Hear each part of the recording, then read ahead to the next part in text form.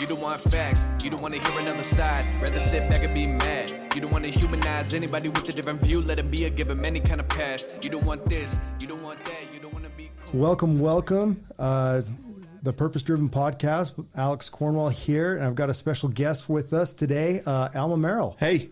Alma, thank you so much for being on. Thank you. I've been really looking forward to this, man. Alma, you're a little bit about Alma, what I know.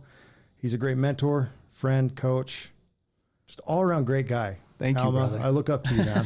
I have to just put that out there up front. Like, I really look up to you. I'm excited and proud to be called a friend and a brother to you. Thanks, man. So, anyway. Well, we keep being mistaken for actually being brothers. So. I know. Well, I think it's the beard. It might be the beard. Yeah. I think it is. It might be the fantastic brown eyes and dark strapping hair and all of the above. I love it.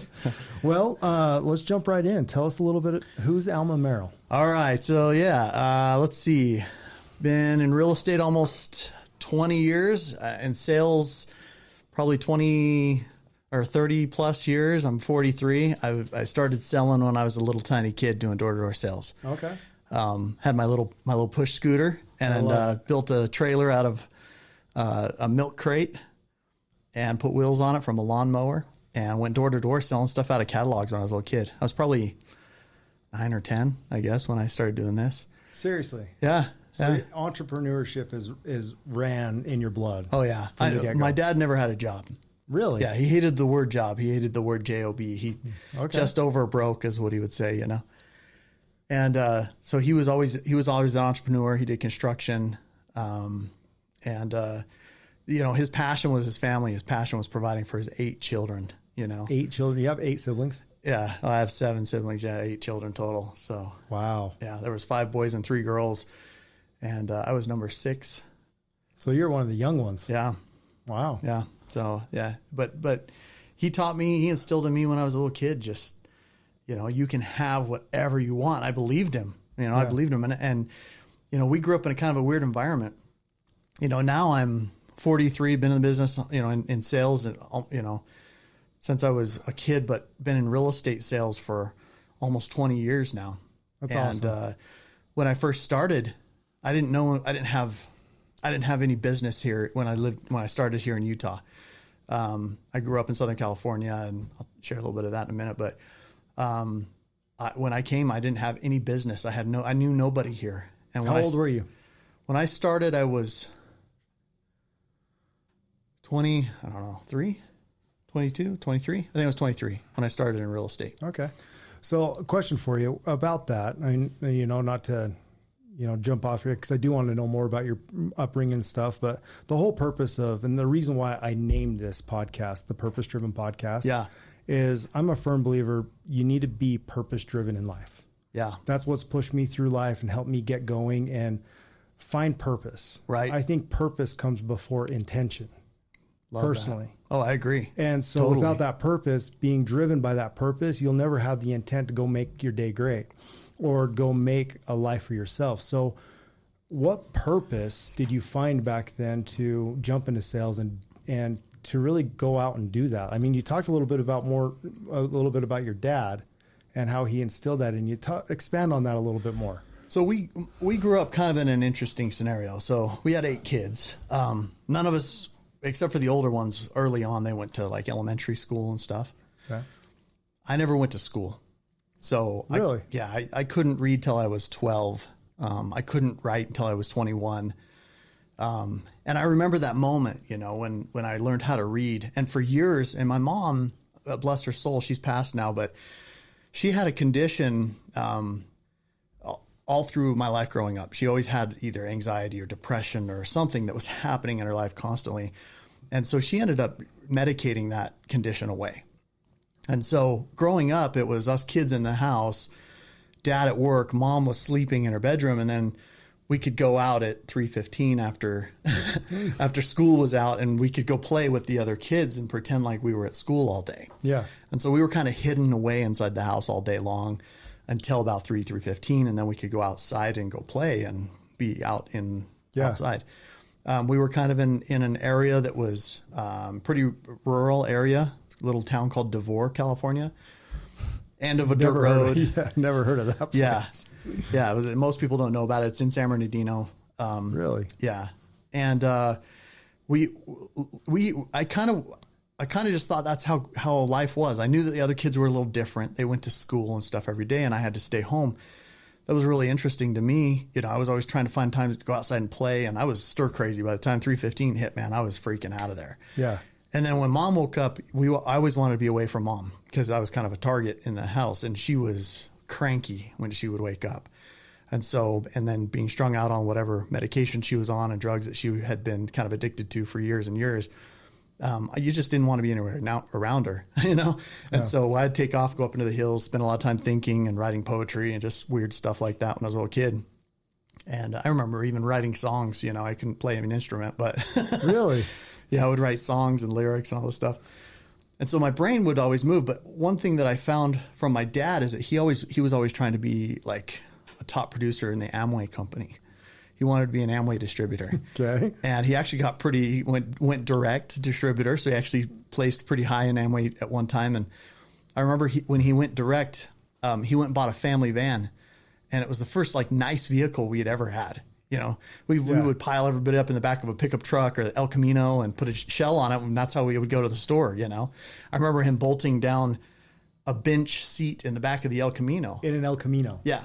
And with a shell on it. Yeah. And that's how we got around. And so you imagine like all these kids just slammed inside. That's how I was born in Brigham City, Utah. And then when I was 8, we moved down to Southern California. And that's where I grew up.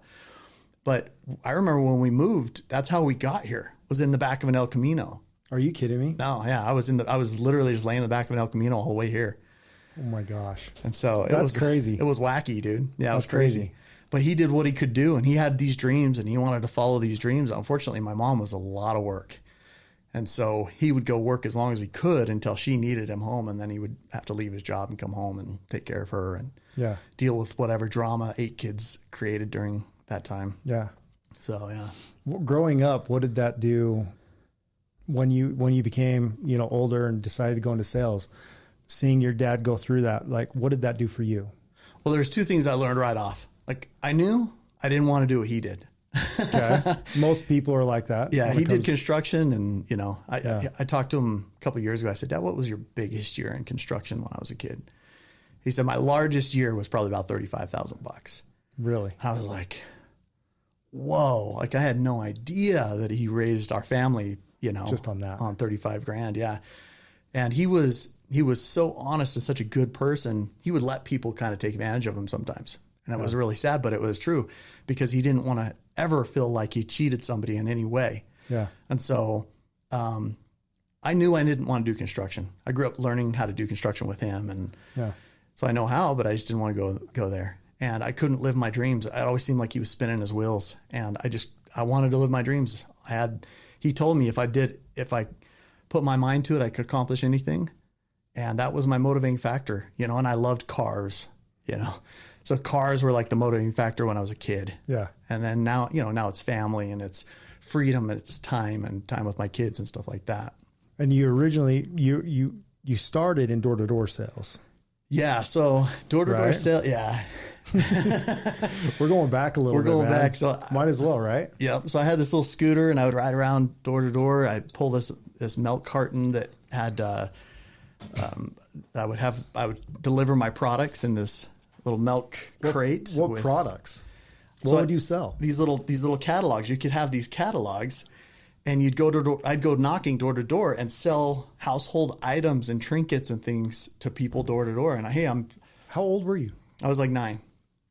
Yeah, I was like 8 or 9, right? Probably 9 or 10. And that was the first time you had ever experienced entrepreneurship job. Right. What made you want to do that at 9 years old? I wanted a better bike.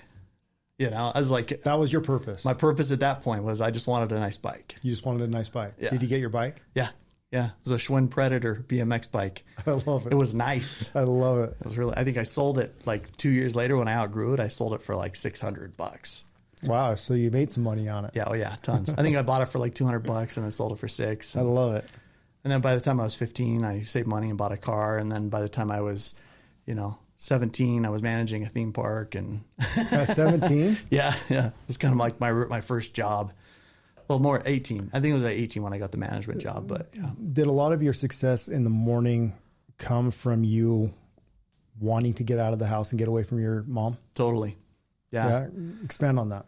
Well, if you were there when she was awake, then you were either in trouble or she'd find some reason. And my older siblings, they didn't know this stuff. Like when I was a kid, like we kind of didn't talk about it very much.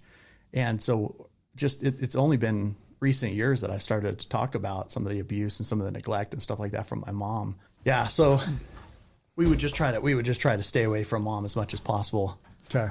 So the younger siblings got a lot more of like that neglect and abuse, and I was hit and pulled down the hall by my ear, and she'd hit me with brooms or whatever, and punt and slap me, and I mean it was pretty significant. Yeah. And it took you this long just to get to the point where to even talk about it. Yeah, and when I brought it up, my siblings were like, "What?" Like my older siblings, they're like, "What?" And then my younger siblings were like, "Okay, yeah." Yeah.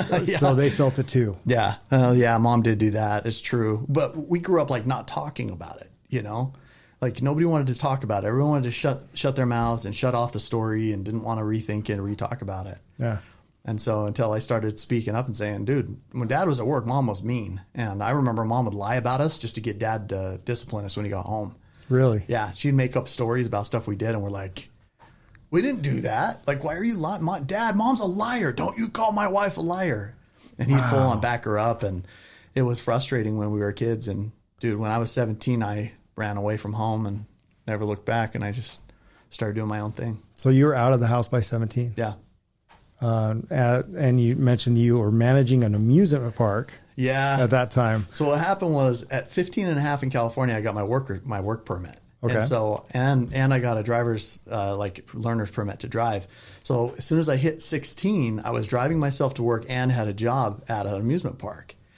And then by the time I was about 17 and a half, I quit that job and went over to another amusement park that had just opened up. Okay. And this is an interesting story. So I walk into this amusement park and I go up to the front desk and I said, "Hey, is your owner here?" And she's like, "Well, no, he's not, but do you have an appointment?" And I'm like, "Well, I really need to speak to the owner." And she's like, "Well, you have to have an appointment to speak with him." And I go, "This is really important if you can have him." And she goes, "He's not here, but his brother's here." And I said, "What is he?" And she goes, "He's like assistant manager." I'm all, perfect. So I go in, I sit down with this guy, and his name's Ron Woodhouse. Nicest guy ever, dude. It's the coolest cat. His brother Rich was a little more stern, the owner. But his brother, Ron, was cool. And I walk in and I knock on this guy's door, just like this office. And I walk in, and I'm like, "Hi, my name's Alma. Can I speak to you for a sec?" He's like, "Sure, come on in."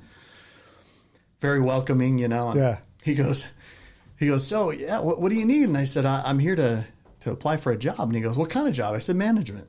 And he goes, "Oh, really? Okay, well, I mean, we have applications." And I said, "It's a little more important than that." He goes, "What do you mean?" I said, "Well, I could turn in an application, but don't you feel like if we met in person, you'd really know who I am? And then you won't have to weed through all of these other applications?" And he goes, "Well, probably, yeah, that makes sense to me, And so I said, "Well, can I share with you a little bit my experience?" So at that point, I had almost 3 years of experience working at this other amusement park. I could run rides. I knew how the management system worked. I knew how scheduling worked, everything. Yeah. Janitorial, everything. And so I said, "Look," I said, I have all this experience. I'm not moving up over there like I thought I would be." And I just said, people don't come to amusement parks to have fun. Or I said that people don't come to amusement parks to ride rides and hit balls and play games. And he goes, "What?" And I said, "They come to have a good time." Yeah. And I said, "It's everybody's job to ensure that they do." Yeah. And he's like, "That's amazing." And what was funny is that was the mission statement of the previous place I worked at. You just memorized it. I memorized the mission statement. I love it. And so I went and told this to him, and he's like, "That's an amazing statement, And I said, "That's my belief." And he's like, "Well, let's try you out." So he tried me out for a couple of weeks and then put me in a management position. And a couple of years later, I decided to serve a mission for my faith, for the LDS Church, the Mormon Church at that time. And I walk into his office, and this is a year and a half, 2 years after, and I'm getting ready to go. And he goes, "So what are you doing?" And I said, "I got to resign." And he goes, No, we need you. I'll pay you more. What do we need to do? And I said, "Well, I've decided to go serve a mission for the Mormon Church." And he goes, "Wait, how old are you?" And he goes, I said, well, I just turned 20 or whatever it was, 19 or 20. Yeah.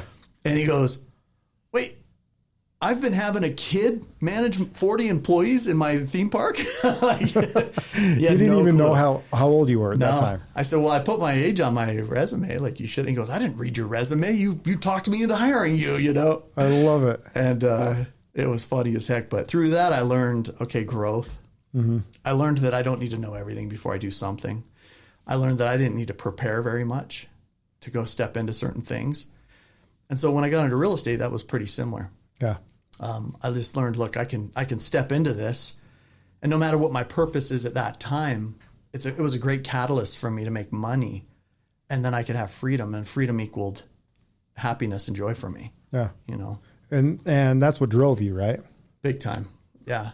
Explain that. Like why was that so important to you in the very first? Freedom to me was so important because I just didn't have much growing up. I was a shut-in. Yeah. I was behind closed doors from 8 a.m. till 3:15 p.m.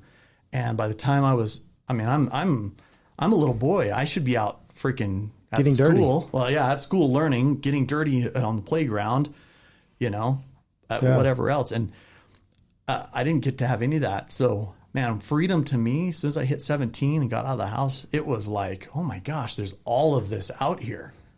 I was completely naive to the world, really.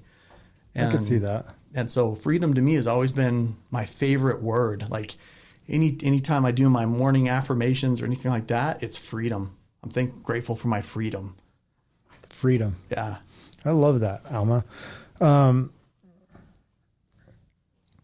What about, so take me through your, why real estate? I mean, there's so many opportunities out there. It sounds like you have all the options in the world. Why did you pick real estate? Well, honestly, it was a series of unfortunate events. That's usually why most people get into the business, right? So, when I was growing up, because I didn't have school, I think a lot of things I felt like were outside of my realm of ability. Okay. I couldn't read till I was 12. Couldn't write till I was 21 years old. So there was a lot of stuff. I couldn't go get into the police academy. I couldn't go be a fireman. There were certain things that required me to have background education experience. What real estate did for me was it enabled me to learn while I was doing it, Okay. Yeah. I see that. And so, I went and got my high school equivalent, which I actually thought when I started to do like the exams and stuff like that, I was blown away that I could do this stuff. Because my mom would tell me that you have a learning disability. You can't do these. You can't read. You can't write. You have a learning disability. You'll have this your whole life. She used to tell me that. What that really meant was I'm so lazy ass that I'm unwilling to teach you.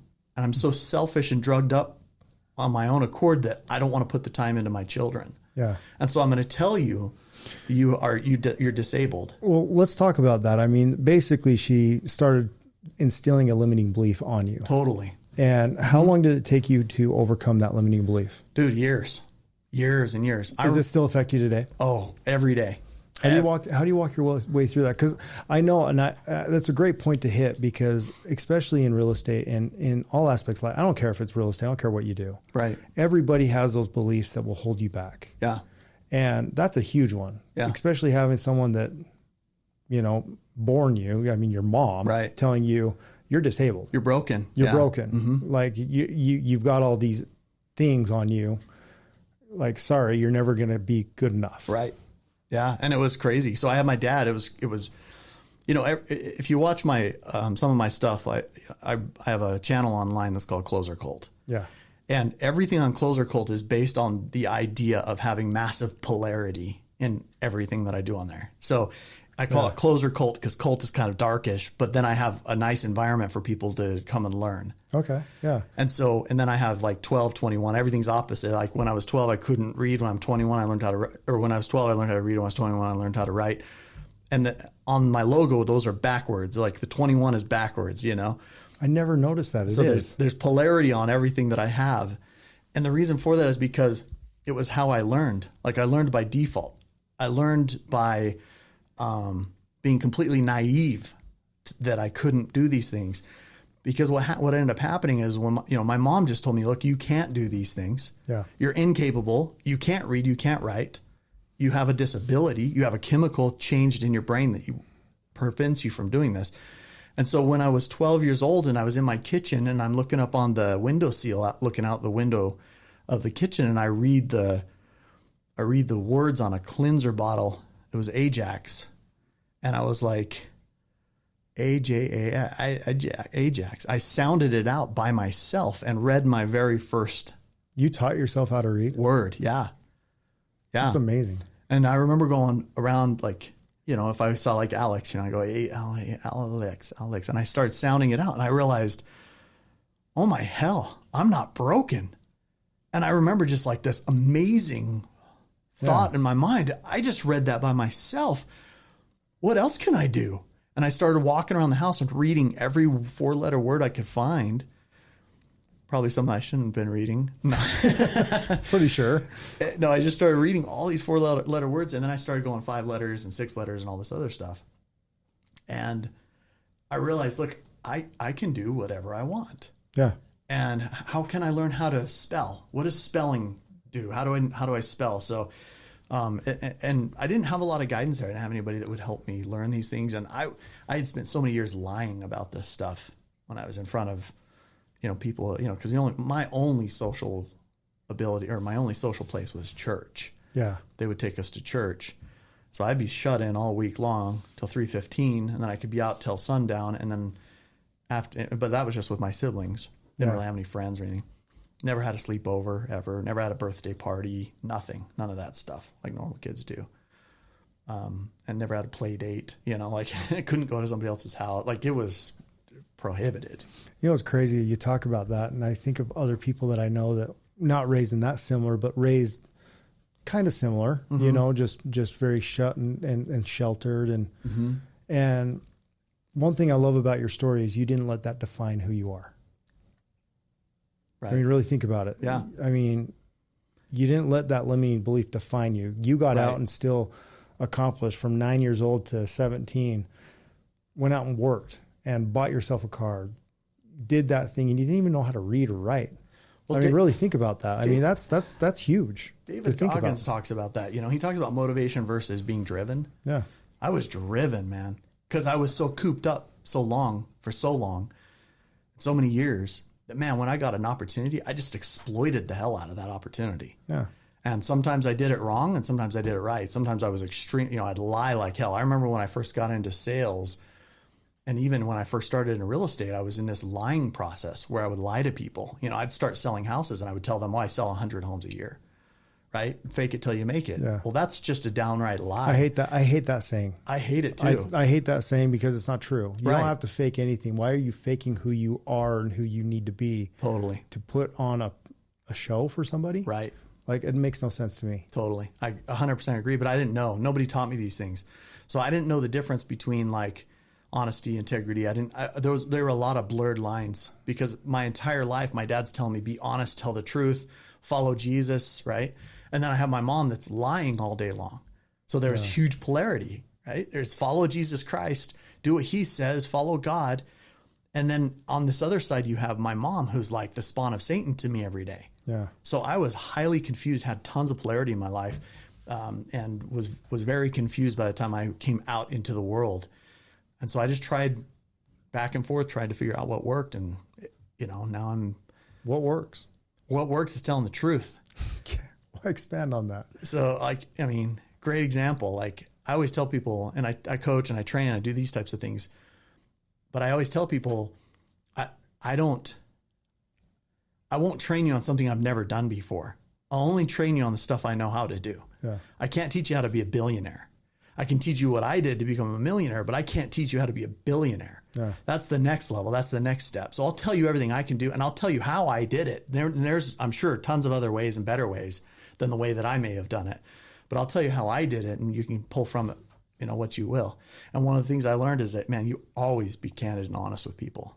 100%. Integrity first. Be a man of integrity. Yep. I love that. I love the saying that I know you've heard it from leadership that we're a part of the same company. Yep. Integrity, people, the money follows. Totally. And I'm a firm believer in that. If you lead your life with integrity first and you put people first, the money's a byproduct of that. Yeah, the money is a byproduct of being for people who they need you to be. Exactly. Doing for them what they need you to do. And a lot of people don't understand that that's value in itself. Right. We think we need to add all this added value and provide all this stuff and everything. No. Right. Being a man of integrity is value these days. And it's sad to say that our society's gotten that way, but just having that integrity adds value. Integrity is, and this is what I tell people because most people don't know what integrity is. Yeah. Integrity is being the same person when somebody's there versus when somebody's not there. Who you are when no one else is around is who you really are. That's huge. And it's so true. It's so often we think integrity is talking to somebody else and like being truthful to other people. Well, how often do you lie to yourself? Yeah, right? Yeah. You know, I mean, we all know Ed Milet. I freaking love Ed Milet. But the one thing he says about you want to build your self-confidence, start keeping the little promises you make to yourself and stop lying to yourself. Oh, how many times have we done that? Like, exactly.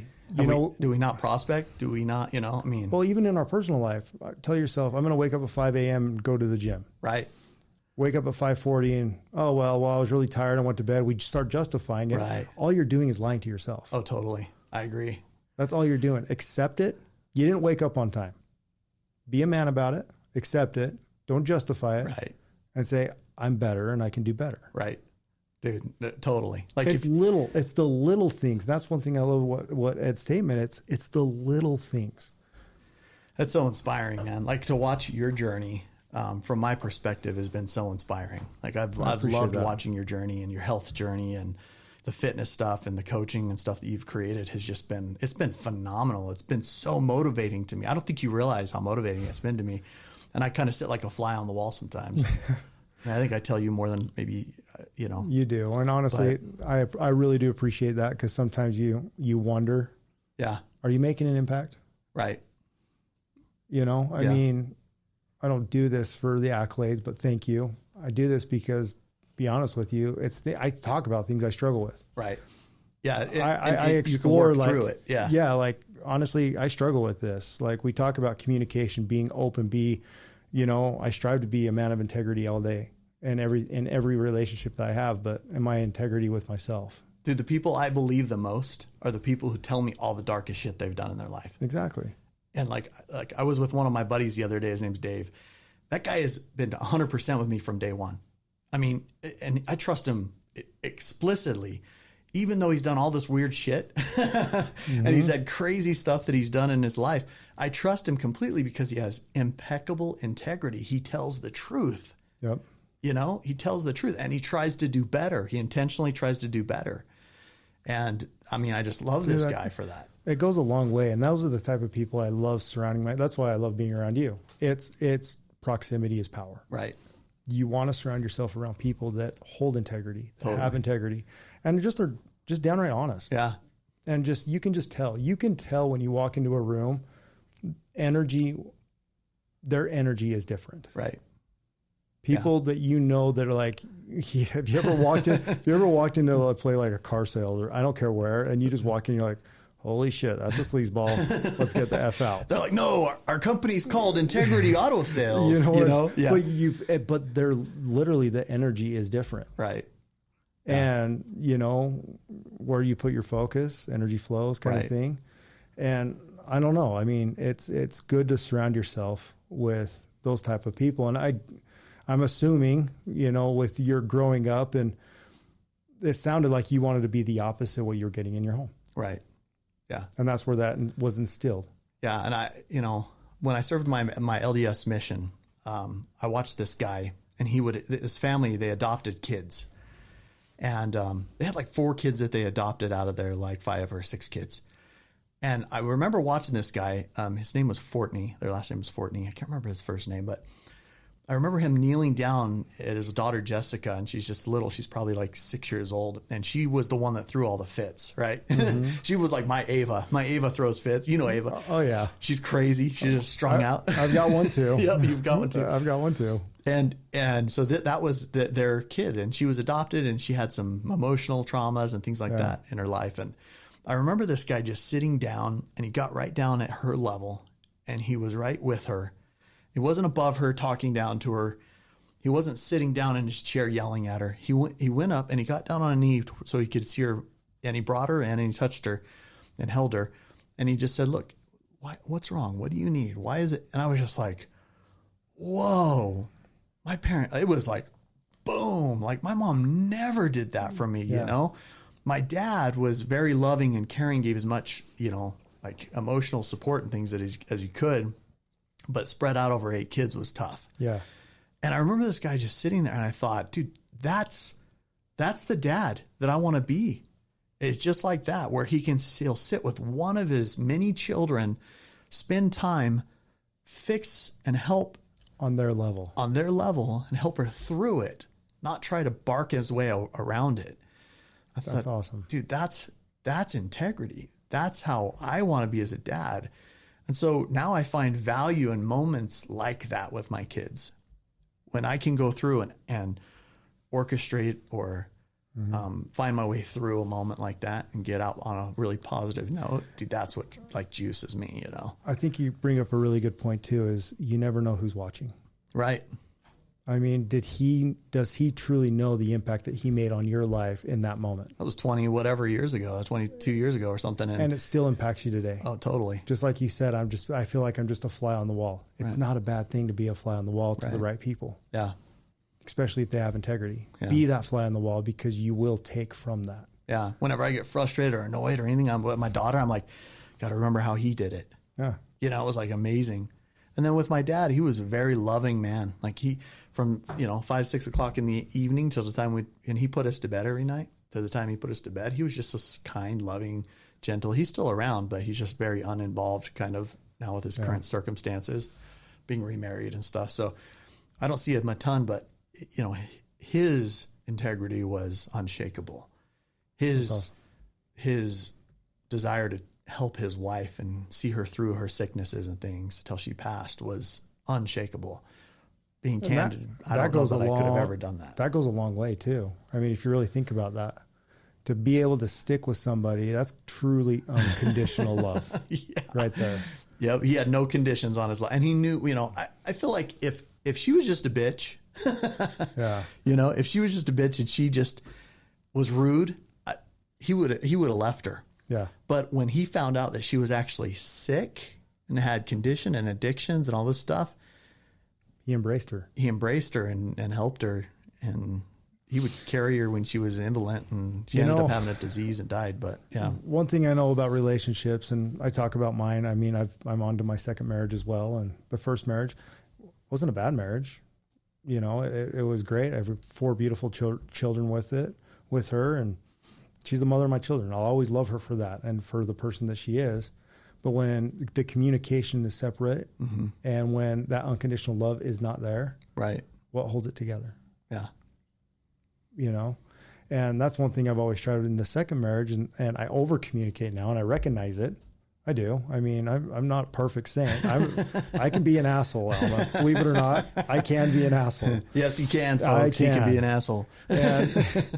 And, but it's something that I strive to be better every single day. Right. And that's the difference. I think that's what your dad had. He looked for ways to serve. And if you can look for ways to serve, you always come out on top. My dad, he wasn't a perfect man. Nobody is. He's not a perfect man, and he'll be the first to admit that he's not, but being candid, he always had that integrity, and he always forgave himself when he did something wrong. And that's huge. That's huge. It took me a long time to forgive myself. Yeah. For shit that I did in my life and trying to commit suicide and all of that. I mean, I'm only damaging myself and me, and it took me 5 years to finally say, Alex, I forgive you for being that way. Sometimes you got to step outside of yourself to do that. You've got to see yourself from somebody else's perspective and forgive yourself for those things. Because we'll hold, as humans, we tend to hold those things over our own heads. And we think that, if I did something like that, if there was a suicide attempt or there was darkness or PTSD or whatever, that was my fault. Actually, it wasn't. It's just circumstance of life. And it just gave you amazing experience, and it gave you perspective on other people's lives. It's a temporary window that, you know, I look back on my journey in my life and where the depression for 10 years, I can relate to your mom. Yeah. And the depression and then the anxiety and the suicidal thoughts and everything.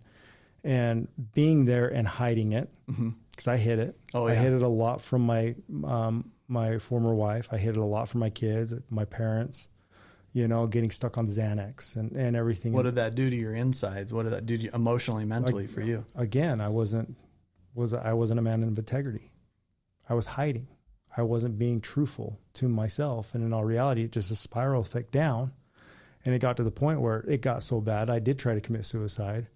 Gratefully, my son, I've told the story on other podcasts. I won't go into it here, but he is my hero. He saved my life that day. And I am able to tell him now because I've actually been able to forgive myself. But it's taken so long you've got to be selfish. Right. Before you become selfless. Right. It's the good book. Right. I mean, what's the first commandment? Love thy higher creator, power, whoever you believe in. I don't care who you believe, higher power. You got to love and embrace that higher power for what he is, she is. You get what I'm saying? Oh, yeah. Second commandment is love thy neighbor like unto thyself. Yeah. We forget that little saying, like unto thyself. Do we truly love ourselves? And you've got to, before you can truly unconditionally love somebody else, you have to love thyself. Right. And I think that's something that's not spoken about. Well, that's part of having the integrity, right? It's if you have integrity, you're going to love the stuff that you're doing with your life because Exactly. you're doing it integrally. You're telling yourself something and you're actually following through. And you're going to, like your dad and what he taught you, you're going to own up to the shit that you go through and the problems and the mistakes you make. Yeah. And you're going to own up and be truthful about it. Yeah. That's a fair statement. I mean, really think about that. Mm-hmm. If you are truly a man of integrity, you'd own up. Right. And if you truly loved yourself, you'd realize we're not perfect men. Right. I don't want to be perfect. Yeah. And being candid, there's a lot of glory in not being perfect. Oh. You know, there's integrity, but there's honor in hard work. There's also honor in being true and being honest with people. You know, there's honor in that. I mean, I remember when I got into the business, I would just lie. You know, I would lie but now I'm just so candid with people, you know, like they ask me questions. I just tell them the truth, whether it's positive or negative, and they're just so enamored by my candor, you know? Well, it took me, like I tell people, it took me 16 years to finally figure this business out. Right. I was too stupid and naive to quit. The same, like I was just too naive and dumb to quit. Right. I always fell back into it. It wasn't until I embraced it and I had that, you know, that fuck it attitude, you know, where it's like, I really don't give a fuck anymore. Right. I have to do this for my family, for me, for the freedom. I have to figure this out. It wasn't until I really got to that point, I stopped chasing life. I stopped chasing money and I started serving myself. Right. I didn't start serving other people. I started serving myself. The people came second. That I actually started figuring this business. It had nothing to do with real estate. Right. Nothing. It had everything to do with what am I going to do today to get better? Right.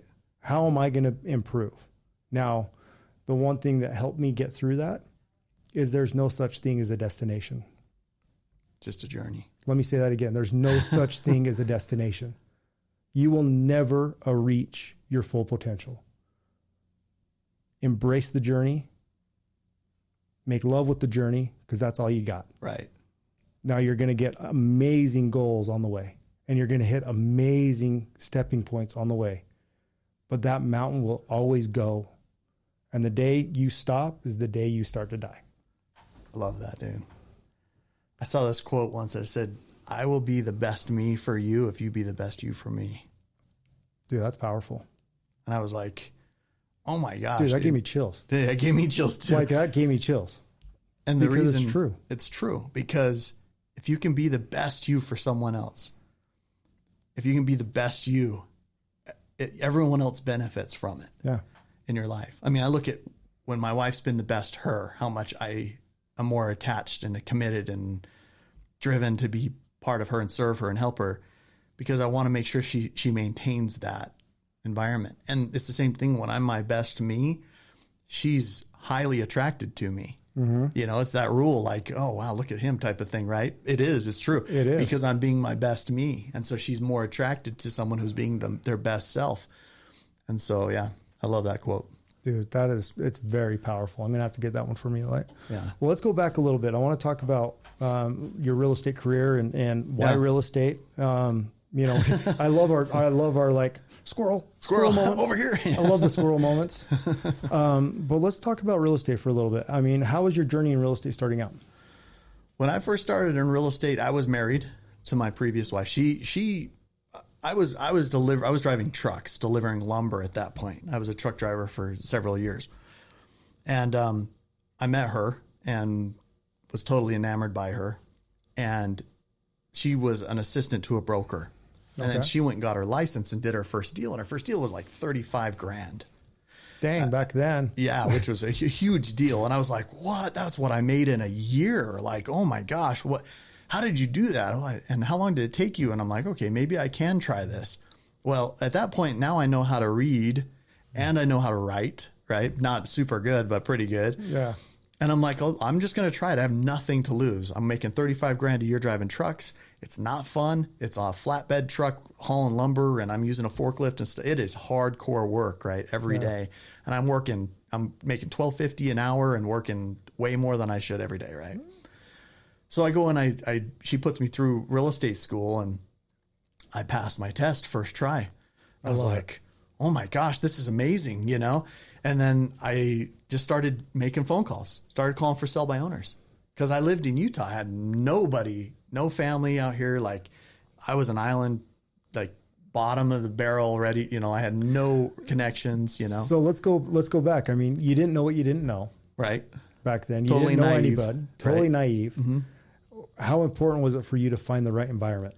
The environment was the critical aspect. Talk about that. Okay. So when I first started, I got recruited to this company, right? I won't say their name because they're still around, but I got recruited to this company.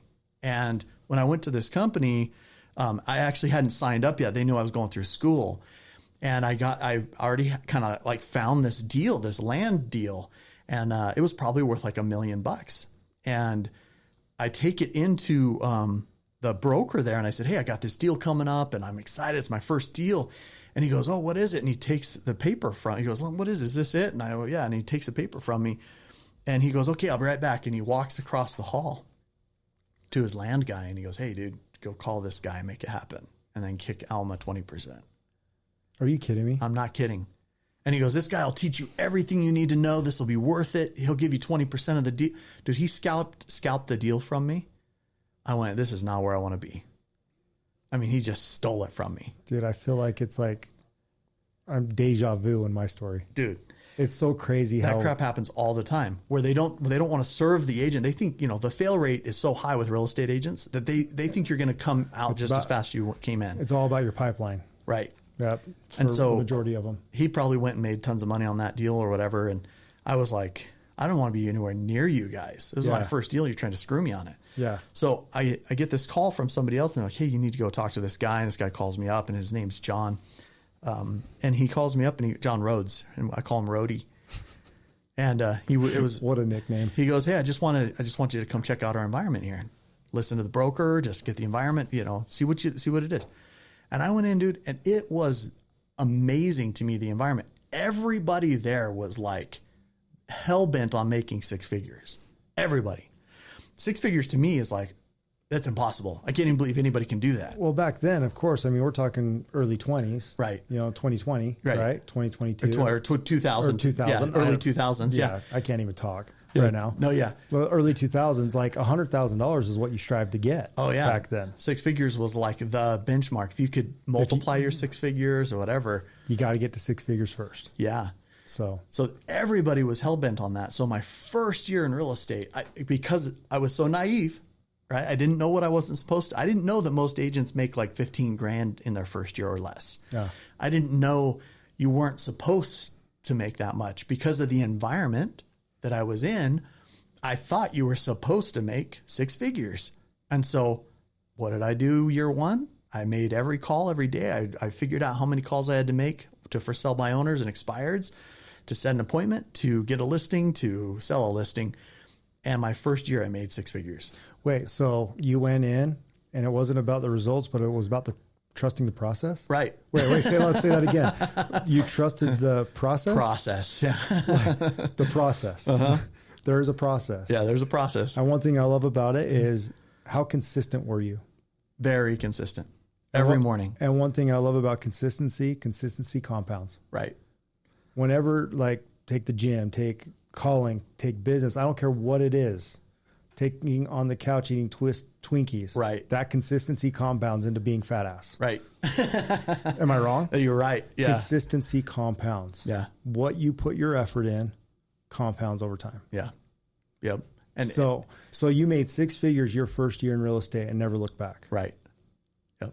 And there were years after that when I got educated that you weren't supposed to make that much money that soon. There were years where I shut myself down and I couldn't make 6 figures that year. There were years when I couldn't make, I think, and then when I got a divorce and you compound the emotional traumas and everything that come along with that, there was one year I think I made $8,000. Wow. And I was in the dumps and I was but it was because I removed myself from the environment. Yeah. I took myself out of the coaching. You know, if I would have stayed in the environment and kept coaching and had somebody hold me accountable every single week, every single day, I would not have gotten into that place. And we're talking about a market where, I mean, yeah, back in 2000 to 2007, the market went up. It was like what we've seen the last few years. Right. What happened in 2007? We all heard it's the recession crash, blah, blah, blah. I'm Right. so sick and tired of hearing all that shit. We're going to go back into it. Don't get me started. Right. Okay. But from 2008 to basically 2016, 17, it was a tough market still. It was a tough market, but like you still had to work. You still Yeah. had to grind. You still had to, grow every single Yeah. day. well, and you still could make 6 figures. That's what my point that I'm getting at. It Yeah. doesn't matter the market. It doesn't Right. matter if it's a buyer's market, seller's market. It's whatever your market and what you want it to Yeah. be. What's going on inside here? Yeah. Let's expand on that a little bit.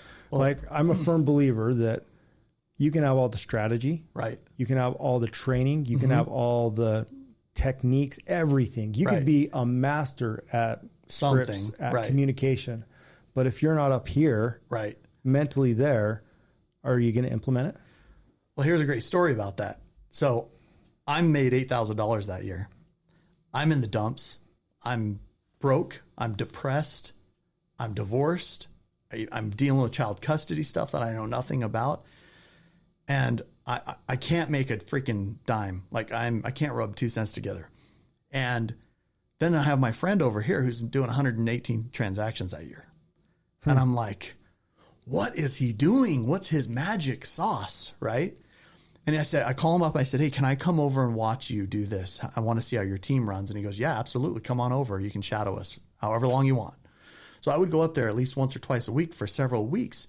And you know what was so interesting? How simple it was. You wasn't doing anything different than you did in the past. No, it wasn't doing anything different than I didn't do in the past, but I thought some of that stuff had expired or I was incapable or whatever. And this is in the worst market in U.S. history. And this guy is doing 118 transactions. He's doing tons of short sales. He's doing tons of Making $1 million a year. Making $1 million plus a year. And all of his people who are under him are all making money. And I think he had, 1, 2, 3. He had 3 agents on his team and 2 admins and him. And they were making, but at that point, hand over freaking fist, they were making money like crazy in this terrible market, right? Yeah. So I said, I'm going to be more in that environment. And I went and spent more time in his environment. And guess what happened the next year? 100 grand, baby. 100 grand. Right Yeah, back. it was actually right back. I think it was 120 that year. Isn't it amazing how much the environment impacts your life? Yep. And the simple basics. And I mean, that brings a good point too. So many people think in real estate, you have to do all this grandiose marketing and Right. in business in general. I don't care if it's like, I don't care if you're selling door-to-door sales. I don't care what it is. Right. You think you need this grandiose pitch and all this kind of stuff. But when it all comes down to it, what are the basic things you're doing every single day? Talking to more people. Just talking to people. That's it. That's it. Well, I think it's 4 things. I narrowed them down. You could probably break it down. Yeah. Well, I call it the 4 Ps. You got to first prepare. Okay. You got to prep your mind, because without your mindset, are you going to actually do it? You got to get your confidence back. So what is your morning routine? Are you preparing? Right. What are you putting into your brain? Right. Number 2 is you got to practice. Right. 3, prospect, talk to new people. So funny. Those are exactly the things I did too. Yeah. 4, you got to present every single day. Right. Are you presenting, finding new clients? Right. Talking to new people. Are you presenting to those new people you talk to? Getting contracts signed. You do those 4 things. I don't care what industry you're in. If it's sales, I don't care what economy either. I don't care what you are and who you are. You do those 4 things consistently. Yep. You will be successful. I agree. Prove me wrong. It's totally true. I knew this one guy who was, he had a real estate license and he was mentally handicapped. And he would just go door to door and say, do you want to buy a house today? That's all he said. He was a real estate agent. Yeah. Was a man of very few words. And he would just go house to house. Would you like to buy a house today? And that was it. He would just door knock. And the guy made plenty of, I don't know how much he made, but he made plenty of money. And he was successful and he lived and he survived and that was his business. And he was an entrepreneur. That's what he wanted to do. And I think it's because he actually had that belief behind him. Yeah. That belief in himself that he actually do it. Yeah. And he knew what to do. He had everything and he put himself in the right environment and yeah. We all know what to do. I mean, if you really think about it. Yeah, we do. I mean, honestly, we all know what we need to do. It's actually executing on what we need to do. Right. And that's where that's the differentiating factor, I think, in people that are high producers and not high producers. Right. Is they know they need to show up to the office. They know they need to be in the environment. They know they need to go to work and prospect and talk to people. But the squirrel effect happens and, but I've got to take my kids to soccer and, I've got to do this. And they don't treat it like a business. Right. That's one of the things that being a coach and a mentor and actually running a brokerage as well. Like I have agents and you're a busy man. I have a lot of fun. But one of the things I tell the agents that are under me is like, look, I'm not your boss. Yeah, I might be a broker, but if anything, I work kind of for you in a way where I'm here to support you in your business because you are a business owner. Associate it. I do the association. Okay. Take a Subway franchise. If you wanted to go be a business owner and buy a Subway, what's the first thing you need? $1 million, right? I mean, you need capital, right? Right. You need capital to start. Yep. Okay. You would need licensing. You need to go through their little school to learn how to make the sandwiches. You need a product. You need a place to go. Marketing and a building, right? Right. Okay. What did you need in real estate to get in? Did you need capital? No, not really. Not really. You need a little bit. You need $2,500 to get for the licensing. Yeah. A little bit of capital. And then you need about $50 a month for leads. Yeah. And a phone. Did you need licensing? Yeah. Yeah. You need to get a license, state license. Did you need to land with a brokerage? Yeah. Do you need to start branding yourself? You do yourself. Yeah. Yeah. You yourself. Yeah. And did you need to show up every single day? Because if you didn't show up, if you opened the Subway, if you did all that stuff. Yeah. What would happen to that franchise? Oh yeah, it would close. Yeah. I mean, which is why, like, case in point, I love Subway. What's the difference? The difference is one person showed up and did what they were supposed to do. The other person didn't. Exactly. Yeah. There's no difference. Right. There's no difference in the two scenarios. I mean, you're both business owners. We go into this business. Yay, I'm self-employed. No, you're not. You're immediately in the negative when you start real estate. You're at zero, bro. you're negative $2,500. Dude, I've gone negative so many times in my career. Yeah. I mean, think about it. Consistency is your greatest tool. You're negative. You're a business owner that's starting in the negative. Right. What are you going to do to get out? Right. I think if more people looked at it like that, they would have just that high level of success that real estate can offer, that sales in general can offer. Why do people not talk about it then? That's the question I have. And that's actually why I kind of wanted to start doing what I'm doing, is give a different approach. Actually train people and not blow smoke up people's ass when they get into this business saying, hey, you're going to be great and stuff like that. Do you know how many people I've told, like literally have called me for an interview and I've told them, look, I love you, man. I'm here to help you. I mean, I'm more than happy to hire you on, but I don't think this is the right fit. Right. I think it's funny when people say anybody can do sales, anybody can do real estate. All right. It's open season, but being candid, and maybe anybody can, but they won't.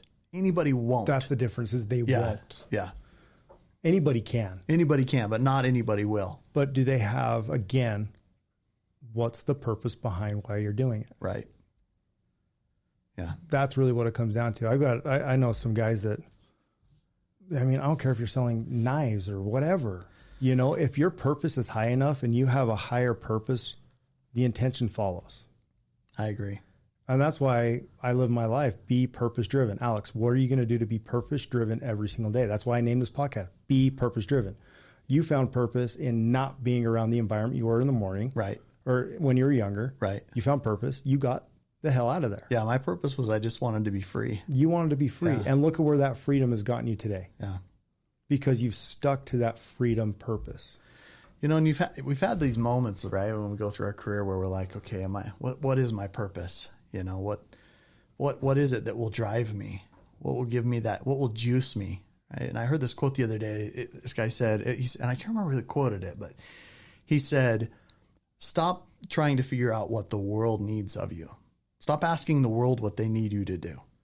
Start figuring out what drives you and juices you and go do that. Because what the world needs is more driven people. Dude, that is powerful. And that is so true. More passionate people. And I honestly think, and I actually, now looking back, I kind of sometimes fall into that other, you know, what does the world need? Can I be that person? Yeah. You know, when in all reality, it should be the other way. Yeah. Go do what you're passionate about. Yeah. I don't, and that's another thing too, is like, I am a believer that you can find passion. You have to take your passion with you wherever you go. Right. So I don't, you know, am I passionate on selling real estate, Alma? No, I actually hate it. I won't lie, and I will be frank with everybody. There's nothing I love about a house. Yeah, I do not. The nuts and bolts of actually selling real estate is so meaningless to me. It's not even funny. Yeah. Like, yes, I love helping people get into their home and the feeling that they have and stuff like that, but who in the fuck wants to go write contracts every single day? Dude, pardon my French, but like I don't like. I find passion in the people, right? In serving others, the business, right? And that's the whole key. I don't care if you don't like what you're doing today, and this is for everybody. If you don't like what you're doing today, go find passion in it and through other people and serving people. And do it now. Exactly. Do it now. Don't wait. Don't wait. Do it now. Figure out how to get out of whatever it is that's messing you up or effing up your brain, whatever career is screwing up your groove and not allowing you to live your dreams, and stop doing that now and start doing the thing that will juice you and drive you. There was a quote that I heard. I don't remember where this was. The day, maybe I said, I don't know. The day sales turns into service, all pressure goes away. Yeah. Dude, I love that. I love that. And stop looking at everybody as a transaction and start looking at them as actual people that need to be served. They're not money. People walking around aren't money. Yes, are all leads, potential money in your pocket. But the day you stop looking at them as money and actually as people is the day you're going to be so successful you're not even going to know what to do with yourself. That reminds me of the concept or the thought of disconnecting yourself from the outcome. Yeah. If you're not connected to the commission, if you're not connected to the outcome, you'll be able to serve people. My camera just turned off. Dude, see if I can get it turned back on for you. It says it got too hot. Oh, yeah. Sometimes these freaking things overheat, huh? Yeah, it may not come back on. Well, you got that one. What up? I agree, dude. Totally. And it's so true, though. I mean, really think about it. Yeah. Looks like that turned off too. Everything's just breaking down on us. The light just turned off. I freaking love camera. it. How long we've been going? We've been going 50 minutes anyway. Yeah. So well, we know how long we got to do everything in 45 minutes now if we're running the same setup. No, these are great concepts, and I wish. I guess that's the whole purpose of me wanting to do this is to help people. If you get something out of it, great. Right. If you see value in it, great. If you see value, share it. I love it. You know, I want to get this out there and the word out there and everything. But if you don't, right. Let bygones be bygones. Right. Like there's no harm against me. I'm still going to do me. You still do you. You get what I'm saying? Yeah, it's like, totally. Like Well, and it's all about the good. That's one of the things that's really driven me to spend more time with you is just, I can tell that you're passion driven, you know, you're purpose driven. You want to serve and help people, you know, and to me, that's exciting. Like I've learned, just like you said, I don't have any like innate desire or love for houses. I could care less about a house. I could care less about curb appeal and drapes and beds and baths and all those things do not juice me or drive me at all. But when I can serve people, like I just finished this transaction with this older lady who was like retired. Her husband passed away. She just had this house she had to get rid of. Yeah. That was totally passion driven to help her through that process. Yeah. I didn't even, you know, I didn't count any of I didn't look at any of that stuff. I didn't look at commissions. I didn't look at, you know, numbers, any of that junk. I just wanted to serve this lady and help her get through this process so that she could be happy and enjoy the rest of her life. Well, and I think it really comes down to, like you just said, if you disassociate yourself and disconnect from the outcome, right, and actually trust the process and be present, right, you'll get so much more fulfillment out of life. I mean, how I look at people I know in my life where, you know, I know some very rich people, very, very wealthy people, but I actually look at their life and they are so miserable because it's all about the money. right. It's all about like, I need to make more. This is what I need. And it's like, no, you don't need anything in life. Go serve people and the money will come. Yeah. The money's a byproduct. And Right. I don't care, you know, now are there people that make a lot of money that don't serve? Yeah. I mean, you can do it the other way. Yeah. But that's not the point of life. It's not fulfillment. And that's, I think, what's wrong with society. It's so money driven right now. Right. That they've lost the passion in actually just serving people. Look at politics. Right. I mean, there's such a divide right now, and I think it's because money got involved to a high level, and the more we can get people bickering back and forth, the more money I make. Right. Yep. It's fascinating. And it's so funny because money is such a great catalyst to freedom. Yeah. You know, it's such a phenomenal blessing that people can have in their life. Money is such a gift. It and is. Yet so many people treat it wrong. You know, there's some disagreements going on in my family right now. And I have this sister who's like, oh, he's so flashy. He's so showy, right? I'm just living the way I want to live. This is my dream, right? And I serve enough people and the result happens and that's it. I've tried to serve them. I've tried to help them. I don't know why she thinks I'm flashy or I'm showy. I got an idea. Why? She's jealous. It's got to be. I mean, that's the only conclusion. You don't want to feel like your family is like that. But I'm sorry if they hear this and they get all offended by it, but that's on them. And if they do get offended, that means they truly are, and we're correct. Right. But people talk you down because they wish what you have. Right. And that's one thing I've noticed, like, and that's exactly what it is. I mean, it's happened in my own life. I remember 2.5 years ago, I was $60,000 in debt, broke as a joke, living with my girlfriend, not knowing what to do. Right. No business, anything. Going, March of 2020, the same month that COVID hit, I had a choice. And I went out and created, and I am creating a life just like you. I aspire to grow and be exactly like, you know, to live my life and be free. I love it that you say freedom is the catalyst, because for me, time is freedom, and I want that time as well. Oh, yeah. And building that, well, in the meantime, I've bought nice things. You know, we've got nice cars. You're We've got a designing beautiful your life. home. Yeah. I've always wanted to own a boat. I own this beautiful boat. And guess what? You're going to have haters. Right. I love it when the loved ones and people's like, Alex, why are you buying all this magnificence or this big, glorious stuff when 2 years ago you couldn't even afford it? Right. And because 2 years ago I couldn't afford it. Well, and that's exactly what I say is like, honestly, 2 years ago, you're right. I couldn't afford it. But that Alex 2 years ago isn't the same Alex you see today.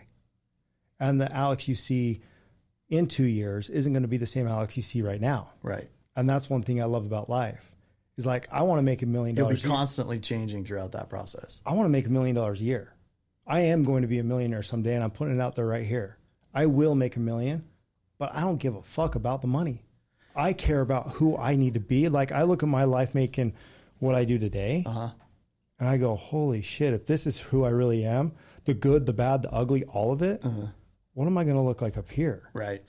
How can I impact more lives here? Yeah. That excites me more than anything. Well, that's why, like you say, you're never done.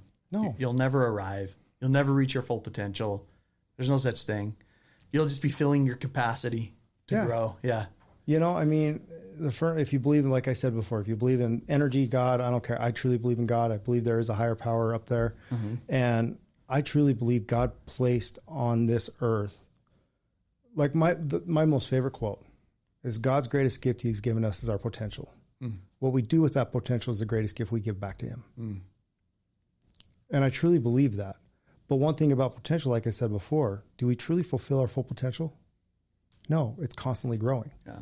So God wants us to constantly grow. And he's put these items and these things on the earth, like money, for example. Right. Money either amplifies goodness or amplifies your true. It'll amplify whatever you are. Who you are. Yeah. And that's why it's like, it's not about the money. I love that quote, man. I've heard that before. It's like money won't make you anything. It'll just amplify who you are at the core. So make sure you're a good person at the core. Now, don't get me wrong. Is your life better making and being worth $1 million versus only making $8,000? Dude, night and day. I mean, we've got to hit that. Yeah. Okay. So yes, ear to ear. Yes, it's way better. But here's the thing. Money is still that catalyst. So money just gave me more freedom, and freedom equaled joy and happiness to me. And how much are you able to give back? Tons. I mean, ridiculous amounts. And let's talk about that a little bit. Like, I do want to hit more on your closer cult that you have going. Okay. And because you serve. Yeah. You want to serve. Yeah. And you have a passion and you're good at it. And that's one thing I love about like following you and seeing your content and just all of it. Like, you're not scared to go out and teach other people how to prospect in real estate. Right. You're not scared. They're not competition to you. You want to see them succeed. Where does that come from? Well, like cults, you know, if you look out in the world, people do things in cults. Sometimes they do them for money, but most of the time people do it for the passion, right? They do it because they're passionate about it. They'll go freaking kill themselves and everybody else because of their message and their passion. And so that's 9 times. I mean, most of the cults that I'm aware of, they were all dead ass broke, most of them. Yeah. And they did it for the passion of their message. And sometimes they would kill people or die or whatever in the process. Whatever that message was. And so that's why I did like the cult, you know, is that it's like, I want everything to be purpose and passion driven, you know, but then I want the polarity of living a prosperous, happy, joyous servitude life without all the psychotic nature that's associated with a cult, you know? Yeah. So yeah, it's definitely passion based for me. And, you know, I'm being for everyone else. I'm trying to be for them who they need me to be, and for being for them who they need someone to be so that they can grow. Because I wish I would have had certain mentors that looked at it the way I did back then. You know, that's actually huge right there. Like, I mean, the reason why I do what I do right now is because of that same thing. Yeah. Like, I wish I had people like the Almas and even myself. Like, you know, I'm learning and growing, but like, if I had that, how much further could I have gotten? Oh, totally. How much quicker could I have gotten out of the depression? Oh yeah. And everything. And I say that lightly because getting through depression and going through that was, I mean, yes, people did help me, proximity and all that, and trying to find myself. Mm-hmm. But it was those select few people, those core people in my life that helped me get through that. Yeah. And I have people in my life too that helped, like, saw in me something that I couldn't see in myself, and then took time to sacrifice. Oh, completely. I think, I mean, we hear all these definitions of leadership. Yeah. For me, a true leader is someone that sees value in somebody else that they can't see in themselves. Yeah. Yeah. My broker at the time, George, he's still my broker. He goes, well, he's the owner now, but he goes, why do I believe in you more than you believe in yourself? And I was like, no, you don't. And then I went, actually, he does. Dude, you take it one step further, and I love I've told this to a couple of coaching clients I have. When did your dreams become more important to me than they are to you? Get off your ass and start to work. Yeah. Yep. And that's a good defining moment, right? Yeah. If people actually, if their dreams are not in line with their passions, then they need to change their dreams. Because some people, they're like, oh, I want a jet. I want a jet. I want a jet. But okay, the jet actually needs to be the byproduct of your passions. So change your dream for now to helping X amount of people, then the jet will come as a byproduct. It's the great quote from Tony Robbins. It's not about achieving the goal. It's about who you have to become to achieve it. To achieve. Oh, dude, I love that. Yeah. That's really what it comes down to. Yeah. I mean, I don't care about, like I was saying, I really don't care about the goals that I have. I care about who I need to become. Okay, what can I do today to become that better person to reach that? Now, will tribulations, will suffering, and will stuff come in my life to be, will they get in my way and stop me? Yeah, they will. But guess what? Embrace those, because that's what's going to propel you forward. You got to remember, growth happens when you're uncomfortable, and the more uncomfortable you get, the more growth you get. It's like the wind. It's like the tree in the wind, right? The more wind that it takes, the stronger it becomes. Go to the gym. Go do 5 sets of 5 of back squat heavy. That sucks. But guess what? Growth comes when that bar's on my back and I'm getting uncomfortable going underneath that weight and back up. Yeah. That's where the growth. I'm uncomfortable at the gym. That's what it takes to build that muscle, build that growth. Everybody needs to read Can't Hurt Me by David Goggins. I heard it's a good book. I need to read it. Such a great book. I'm going through it right now. I'm halfway through it. Oh my God. It's like 12 hours on Audible.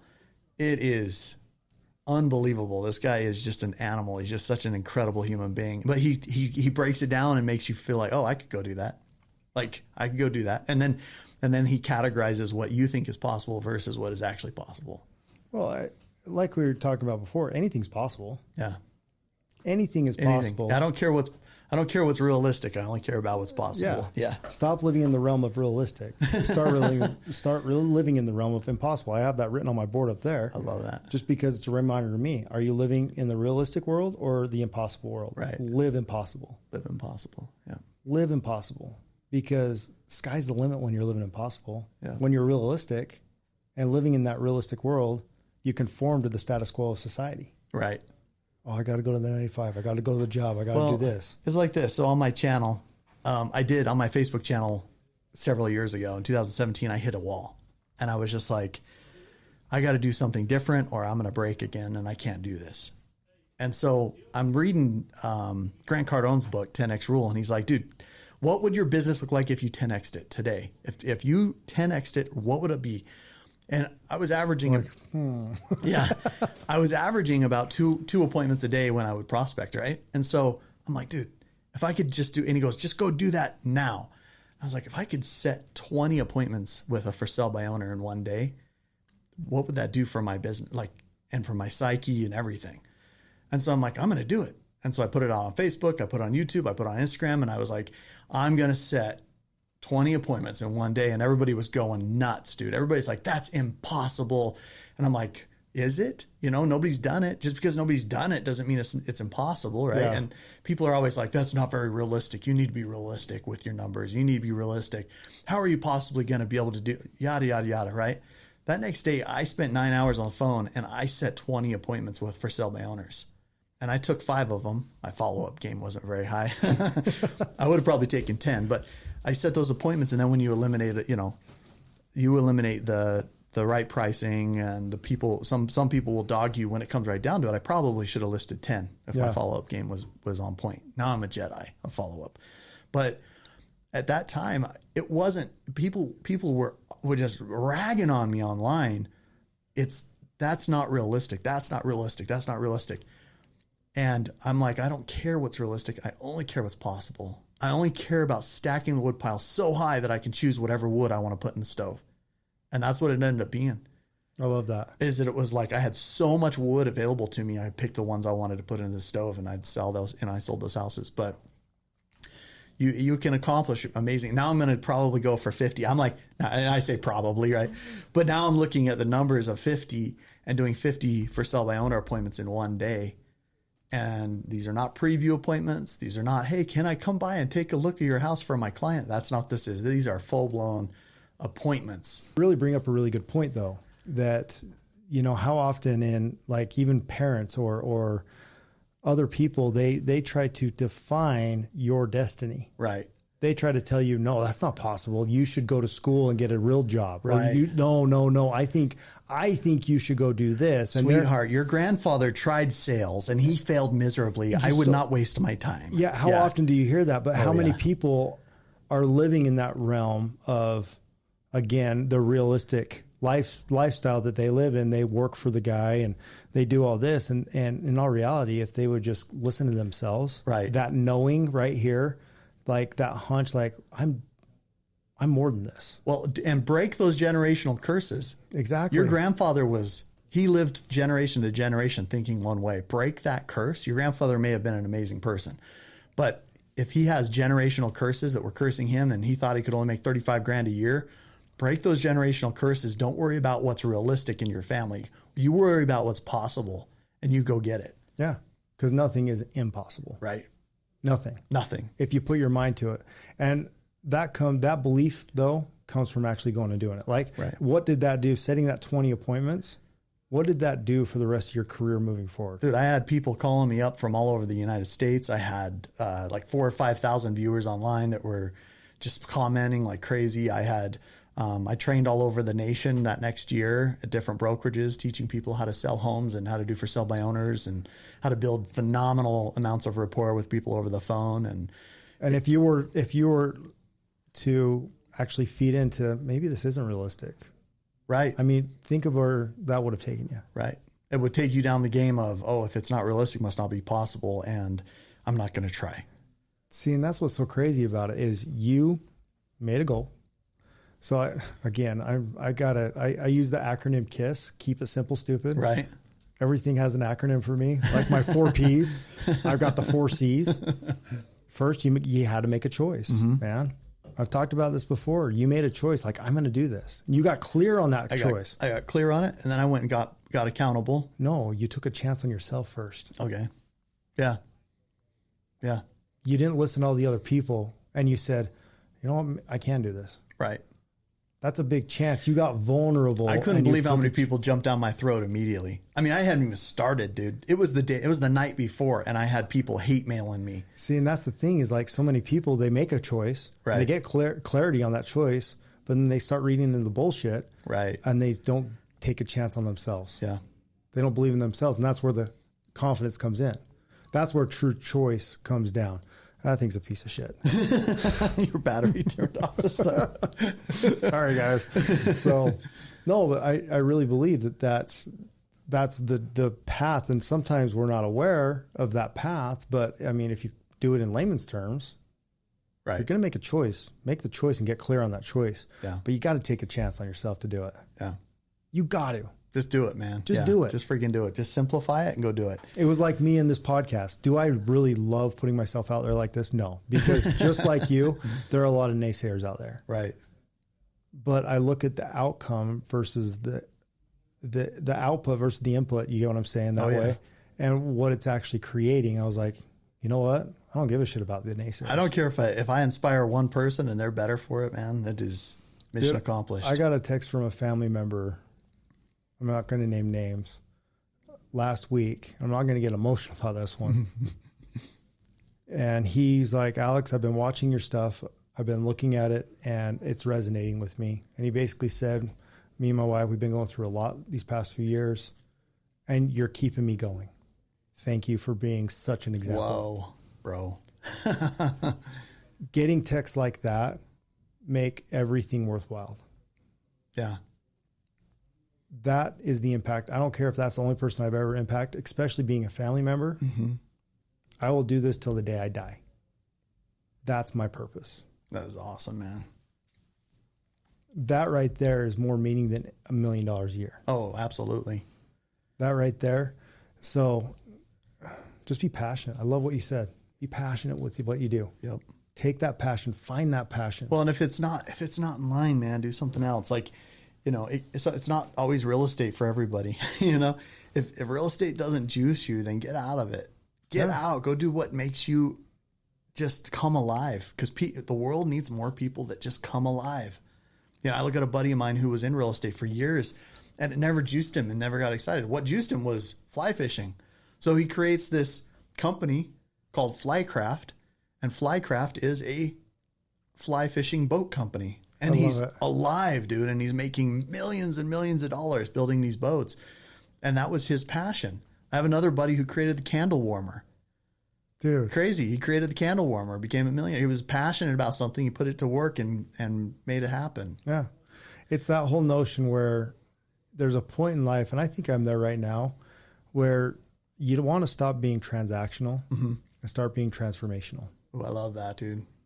I had a good friend, Justin, teach me that. He's like, and he's instilled it. He's like, Alex, you got to get to the point where in real estate, you're transaction based. Right. You do a transaction, it's done. But when you're truly transformational in life, you're making wealth on top of wealth. Yeah. What are you doing to get to the transition side of life? And that, for me, is being in the people business. Right. Who, like they always say, who's the number one person you can invest in? Yourself. Yourself. So once you start investing in yourself, who's the number two person you can invest in? Other people. If you want to truly make an impact and build wealth, impact equals income. Right. So work on yourself, invest in yourself, because you are your greatest ROI that you'll ever receive in your life. Yeah. And number two, go invest in other people. Serve. I always ask people, what is your ultimate dream? You know, because everybody's so limited by what everybody else thinks. You know, they're always trying to like, what will my mom think? What will my dad think? My sister, whatever. Stop trying to prove yourself to those people and start improving yourself. Dude, I love that. Stop trying to prove. I said that once in a seminar I was speaking, and I was like, oh, I'm glad I said, like, it just kind of came to me. I was like inspired, you know? Yeah. And it was stop trying to prove yourself and start improving yourself. Stop trying to prove to your mom, to your dad, your aunt, your uncle, your whatever, whoever it is that's in the background that you run everything through mentally to see what they would think before. Because I could tell you, dude, like for me, it's my older brother, Aaron. Every time I do something, I run by mentally what he would think about it. It's fascinating. That is. And then the other person was my dad. Will he be proud of me? So those two people, those are the people that every time I still to this day, it's embedded in me. And if I would have gone with every single thing they thought, I wouldn't be where and who I am today. So I had to stop trying to prove myself to them. And I had to start just improving myself. And as I started to improve myself, those people that would either give me support or limit my beliefs started to fade into the background. I stopped thinking about what they thought. Yeah. And then my life started to just explode. Do you know what's interesting about that is we all know, and I'm pretty sure you're sick of hearing it just as much as me, is we're in a transition market. Right. God, so stupid. Transitions. What the fuck is a transition market? It's true, though. Our market is shifting. It does change. Markets change. Markets change. They will not always stay the same. No. Yeah. You know, you've got that whole notion. It's a buyer's market. It's a seller's market. It's a transitional market. It's just a normal market. Exactly. Your market is what you make it. Right. It's the effort that you put into it. It's like in 2008, he's doing 118 transactions and I'm doing none. Like, exactly. Yeah. What was the difference? He had purpose behind why he was doing it. It was all in here. Yeah. It was all up there. So for those that are like all worried about reading into the bullshit of what's going on in the media and everything, I don't care there's other businesses than real estate. If you're a mortgage, if right. you're a contractor, I don't care what it is. I mean, there's a lot of stuff going on right now. Shut that shit off. Exactly. And just go to work. Just shut it off and go to work. Well, it's go to work, but work on yourself first. Yeah. Now's the time to double down on you. On you. Yeah. On you. Yep. If you want to get through this so-called recession that we may or may not be in, I'm not going to put names and labels on it. But if you want to work through this I shit, actually don't even care, man. I don't That's either. the thing. I could care less. Like, I'm just going to keep doing what I know how to do. I'm just going to keep making phone calls, talking to new people, setting appointments, listing houses, taking buyers, serving my clients, serving my family, serving my friends. That's what I'm going to continue to do. And more importantly, be that calming voice to those Right. people. Yeah, they need it. Because right now, look in your life, how many people are in your life, especially in real estate right now, who are the true calming voices? Hey, yes, stuff's shifted, but guess what? There's still opportunity. Oh, yeah. You don't hear that right now. Right. You hear, hey, you better shit or get off the pot. Because Dude, I you know just what I'm stay saying? away from media. That's so funny. Like, my wife will tell me stuff. Well, it's just not media. It's not just media, though. Yeah. It comes back to environment. Right. If you're in a toxic environment, and I'm not promoting any brokerage one way or the other or anything like that, but if you go to your workspace, right, and they're talking this kind of shit, get the fuck out. Yeah. Yep. I'm sorry to be so blunt, and but some people it's true. go, well, yeah, but you can be as optimistic as you want to or whatever. No, it's not being optimistic, it's trusting the process. Exactly. And it's putting yourself in a place that is a positive place to be instead of a downer or a negative place. Because that's the thing. Like, I don't care if it's an amazing market per se or a crappy market. It's a market. I got into real estate and into sales to sell real estate and do sales. And to be free. And to be free and to serve people. I'm just going to continue being free and serving people. Yeah. I'm just not worried about what market shifts do. And be that who cares if you're the most optimistic person? I've actually been labeled that. Man, you're way too freaking optimistic. I was like, why not? Why not? Yeah. It's better than being dumb. Yeah. Why not? Because there's always that what if. Well, what if it's not a turning market and we all are just overthinking? What if? Right. Like, if I put my head down and stay consistent, that's that word that keeps on coming up. Stay consistent. I mean, look at back in 2020, March of 2020, when literally the country shut down, real estate shut down. We didn't know if market was going to go up or down, left or right in any way. Right. But those people that stayed consistent made it. Right. Those people that didn't and actually bought into the bullshit. Right. What happened to them? Yeah. And it's so funny being, like you say, being in an environment, like the environment that we're in, it's so conducive to just success. It's like, who cares what's going on outside? We're just going to keep doing what we do. Well, I think we'll be consistent and we're going to see success. Yeah. Well, I think it's that whole concept that, yeah, we may be a part of a company that sells real estate, but the main goal and purpose of our company is self-improvement. Right. We are a self-improvement company that just so happens to sell real estate on the side. Right. That's actually what got me to this company. Right. When the owner was like, hey, I want to help you become the better version of you. Right. Oh, by the way, you're going to teach people how to sell real estate. Right. Okay. Yeah. Your method of survival will be houses. I can get to that. Yeah. And guess what? Every method's different. Yeah. It doesn't matter if you're selling toothbrushes or plants or widgets online. As long as you're in the right environment, it'll work. Yeah. It is. Yeah. And as long as you're actively and acknowledging that you need to grow as a human being, you will grow your income too. Yeah. If you put that intent out there and have a purpose of why you want it. Right.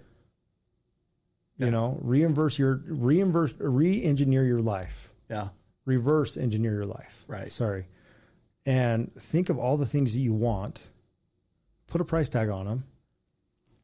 There's your income that you need to buy, right? You need to make, right? And go to work, not for that, but for those items that you want to go. If you want to take your family to Tahiti, okay, you need 25, 30 grand. Dude, put that on the calendar. Put it on the calendar. Put it on the calendar and get your work.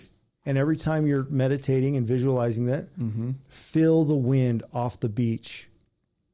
I remember when I wanted to purchase a boat, I was broke. I remember she was my girlfriend at the time, Keisha. And I was like, I saw how much like joy she had. And like, she just loves the lake. And I just looked over one day and I was like, I'm going to buy you a boat. Alma, I was $60,000 in debt and broke. Okay. She just looked at me and kind of laughed. She's like, whatever. Now you have $160,000 boat. She's like, whatever. Like that was, those whatevers you get from your wife.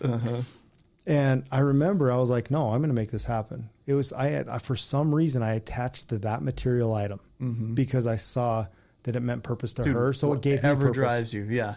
And so every time I was ever in a boat, because we have a lot of friends with boats and everything, I would always ask, can I drive? And they let me drive for a minute, and I always close my eyes. I know that's not smart while driving, but I would picture myself, and I would really like, this is my boat. Remember last time you told me to drive your boat, and we were out on the lake, and everybody hated me because the water was splashing in. That was not a good day, and it was freezing. Oh my gosh! No, but you visualize it. You visualize it. Yeah. You visualize it, and I remember visualizing it. And honestly, every time I jump in that boat, I just get that little smirk. Yeah. Like, I manifested this shit. I did it. Yeah. Now, is it a journey that's over? No, because there's always going to be constant battles, even with that. But it's fascinating too, the short amount of time it took you to do that. It's because I made a choice. Right. It doesn't happen. It doesn't have to happen for years. In like 20 years. Yeah. Change can happen literally as quick as you manifest and want it. And your results will happen just as fast. Yeah. I trust the process. I let go of chasing life. I let go of chasing, and I just started living. Right. I started just trying every day, just trying to be present. Like, okay, what can I do today to create that future? Right. What can I do today? Like right now, what can I do? How can I be present with Alma today to help me create a future that is unparalleled, that I can't even imagine? And I know we're doing it right now. But it comes to actually trusting that. Like, right. Yeah, you're putting that energy out there and it will happen. And I'm a firm believer in that. Like, again, prove me wrong. Dude, intention is completely powerful. And that's the thing. You cannot listen to what everybody else says. You cannot listen to what everybody else says. Especially in this business. Dude, if I would have listened to what everybody else said, I would have been, who knows what I'd be doing right now, man. I wonder what I would be doing if I would have listened to all those voices. I'm scared. I'm actually scared to actually think. Then again, I've been in this business almost the same amount of time as you. I got in 2003, had a very similar situation where joined a brokerage, got taken advantage of. All of a sudden, 50% of my check was gone. I was like, what in the hell? It went to your mentor. He helped you do this. Like, bullshit. You weren't available. Like, long story. And very, very bad taste in my mouth. Went to work 2004, 5, 6, did really well, did pretty good. 2006, lost everything. I was like one of the first ones because I built my business off of investments and investors and all of that. So we struggled. And from 2007 to 2017, it put me in such a whirlwind where I didn't know which way was up and down. But you know what, man? That sure teaches you the gratitude of being thankful for what it is when it's there, you know? Yeah. But and it teaches you all the growth lessons too. Like, I would never take back some of those failures, you know? I mean, it's not ever a failure. It's only lessons. I am now to that point where I would never take them back. Yeah. Even going through the divorce, even going through all that stuff, I wouldn't be where I am today without that. Well, look what you have. Look who you have in your life now. But I'm not saying there's not struggles there in that relationship. Oh, of course, either. there always is. Yeah. Like I said, I'm an asshole, and I acknowledge it. Oh, deeply. I mean, like, sometimes I just look at Keish and I was like, what makes you want to be with me? Yeah. But those are some limiting beliefs I'm working on. And I know I'm growing and progressing, and but every relationship has that. Right. But I look back on my past going, man, I'm so grateful that I don't let my past define who I am today. Right. I did that. And when you're letting your past define you, you cannot be in gratitude. Yeah. You can't. Your past doesn't equal your future. Your present doesn't equal your past. Right. I mean, so many people say that, like, you are a product of who you were yesterday. In some degrees you are, but guess what? Today I change. Right. So I'm not a product of my past. I am a different person as of today because I live in the present. I think of all those decisions, all those defining moments that I had in my life that were just a moment, like a second, that changed everything for me because I made one decision that took just a moment. Whereas so many people feel like you have to get ready and prepare and be ready and get ready and all these things and have this in line and do. No, it was just a moment. It was just picking up the phone. It was just talking to to the next person, not even the right person sometimes. It's just the next person. It's the next person. And then just getting through the bullshit in your head to where you can actually come out on the other side that day. And it's just day by day. And then all of a sudden you look back and you go, like, it's like when I first crossed over $1 million, okay, my goal that year was to do $1 million. I put it out there and I put it on Facebook and YouTube and all this stuff. Right. And I recorded this video and I put it up and I said, my goal is to make $1 million this year. Dude, I got into that year, and 6 months in, I was like, I'm not going to do it. I deleted all that off of there. And as soon as I deleted it, that's when I started making money, because I was driven based on the fact that I wanted everybody else to see that I could do this and that it's possible. My heart was in it that way, but it was for me, not for them. And that's the thing, is I needed to do it for me first. And so when I deleted all that, I didn't make $1 million that year. I made 1.2, and I didn't realize I had made it until I looked back on it like 6 or 8 months later. You're like, holy crap, I did it. I look at, and I go into Jennifer. I'm like, you realize we're millionaires? Like we made $1 million, and then I increased like my net income over 2 million that year, and it was like, my net worth, and I'm like, oh my gosh, I did it, I did it. But the thing is, I wanted to do the video for accountability, but then what I realized is I was doing it so that I wasn't wrong. Yeah, that's what I started doing. I started performing every day out of not wanting to be wrong. You're trying to validate, trying to prove. You're myself. trying to prove and validate to other people that no, this is who I am. Yep. And when in all reality, the only person you need to validate yourself to is yourself. Right. And that's the thing is I just turned off the cameras. I deleted the video, and I started improving myself. What would somebody need to be? Who would I need to be to make that kind of money? And that's what I started doing in the dark and private. So private that I didn't even know I crossed over $1 million till 6 months later. I mean, and you said something really powerful in there that I want to hit on is it was a decision that was quick. Yeah. I mean, I call those crossroads. You can either go this way or this way, make a decision right now. Right. Because you got to make a turn. Go. Yep. You got to go. Right. And everybody has crossroads in their life, whether they're for the good or bad. Right. You done something stupid. That's a crossroad.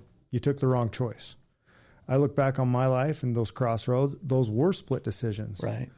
They were like, what if? Some people don't even make decisions though. And that's the problem. That's the problem. Yeah. Well, they just because they're letting other people in society define who they are. Right. Because of that stereotype. Well, this is how I was raised, so this is who I'm supposed to be. Right. So I might as well just keep going this way. Go to school, get a job, all that kind of blah, blah, blah, blah, blah bullshit. Yeah. When in all reality, like honestly, I look at myself and I catch myself doing this because I don't know if it's good or bad, but I'll look at people when I'm waiting for my wife in the store, following her around. Yeah, I know you've been there. Dude, I just go wait in the car, dude. I'm like, you go. we go shopping. I'll just look and I was like, you know what?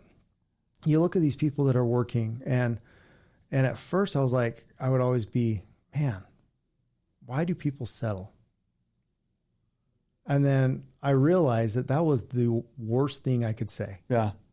I was like, I don't know what's going in their life.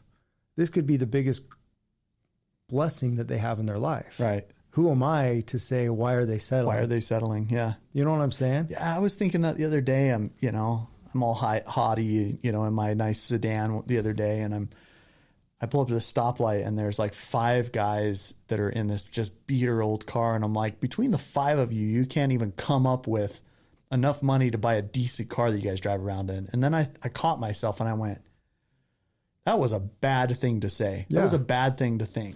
Well, I think about it and I catch myself thinking that because I was like, Alex, I've freaking been there, dude. 3 years ago, you were there. Yeah. Yeah. Literally 3 years ago, you were homeless, right. Living with my girlfriend, like not making hardly any money, trying to figure your shit out. Dude, but you know what though? The sugar mama is actually kind of nice. Don't get me wrong. It was pretty freaking nice. The sugar mama. You okay? You still got sound? Yeah, okay. We're good. Yeah. No, I'm just very, kidding. very nice. No. And that's honestly one thing I love the most about Keisha and my relationship I have. We struggle. Like I said before, and I look at our relationship and where we've come. That woman is really one of the first people that I've ever seen that saw something in me when I was in my lowest. Dude, she stuck with me when I had nothing. You guys are so dynamic together. Like being in your home and spending time with you and watching how you guys play off of each other. The first time I met her, when we met here in St. George at that event, and she walked in, and I had met you the previous day. Yeah. So you and I hit it off immediately. Well, of course, we're brothers. Instantly, remember? Yeah, instantly.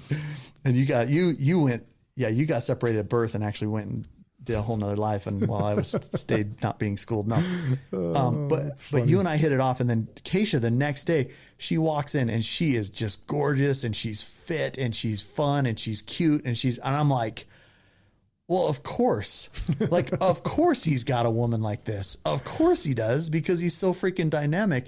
And then seeing you guys play off of each other is so fun, dude. And I just love spending time with you guys, being around you. Oh, thank you. It is so refreshing. There's, there's not enough of people spending time together and sitting down and enjoying a fire and enjoying drinks together. And there's just not enough of that happening anymore. And I agree. People need to stop. People need to put down their freaking Facebook and pick up their phone and call people. And Exactly. say, let's link up. Let's meet. Let's have a barbecue. Let's go sit down. Let's visit. People stopped visiting.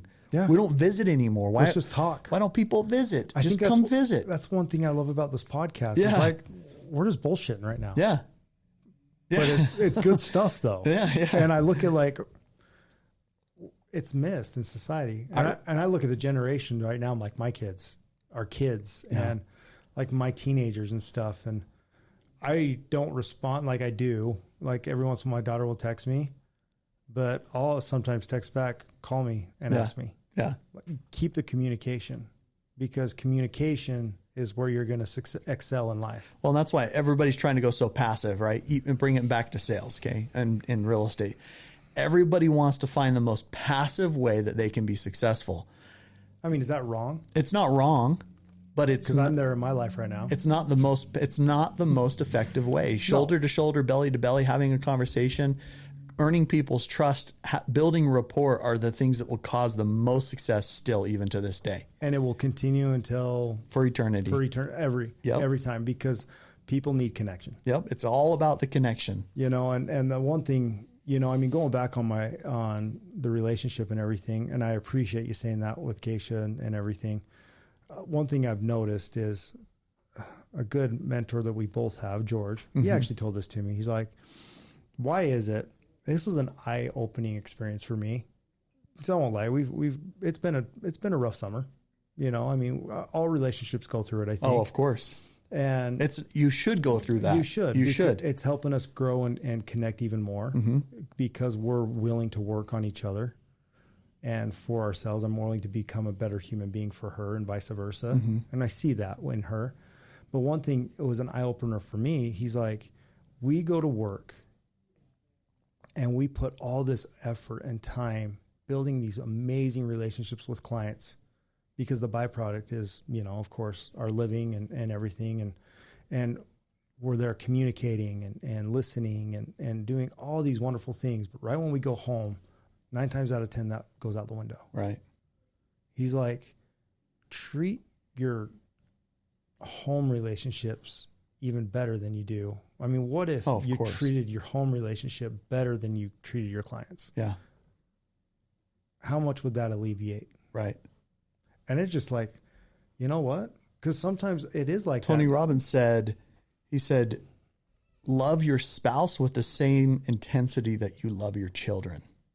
See, and that's, And I'm like, why do we have an exception for our spouses? Why are we making an exception for them? Meaning, why do we not treat them with the same love, admiration, and gratitude as we do with our children? I think it's because we just get in that conformity of life. And the expectations.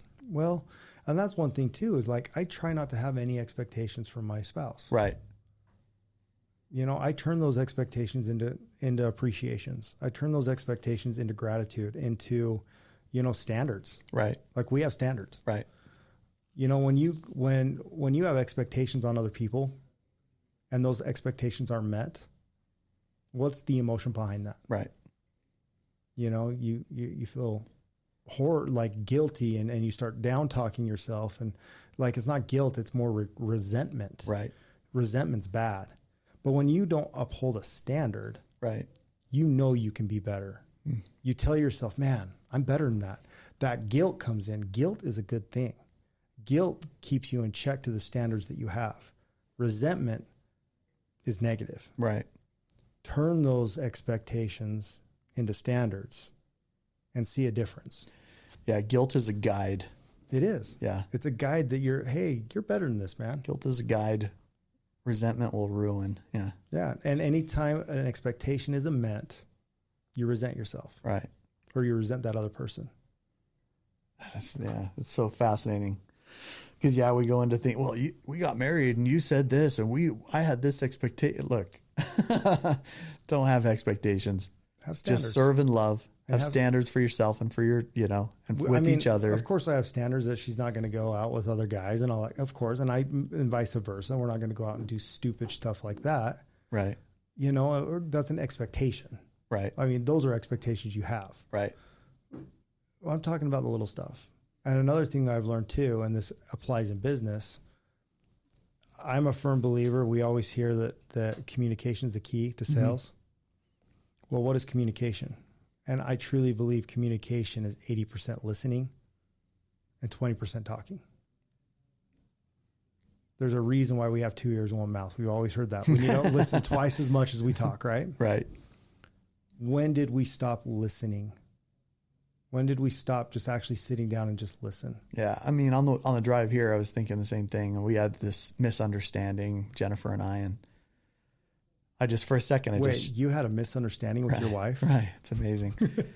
And I was just like, for a second, I was going to logic her through it. Oh. I was going to logic her through her emotion. And I was like, no, wait a sec. I really needed to see it from her perspective. So I thought, yeah. And I just said, yeah, I can see how you would see it that way. And I'm sorry. And that was it. That's all I had to do. And because she had a perception, she had this idea of an agreement or an understanding. And I didn't see it that way. But I just said, I can see how you would have seen it that way. And I'm sorry. And that was it, dude. It ended it. She loves me. Now she wants to make love to me now. And it only took that 2 seconds of just going, yeah, I can see your perspective and I'm sorry. And that was it, man. It's acknowledging that perspective. Yeah. That's all you had to do. Do you agree with it? Oh, no, not necessarily. You don't have to. That's the thing. Because I wouldn't have seen it the way she saw it. Exactly. Yeah. You don't have to agree with everything somebody does. Even a client. Do you have to agree with somebody to have empathy for them? No, or to work with them or to serve them. You don't have to agree with them on anything. Yeah.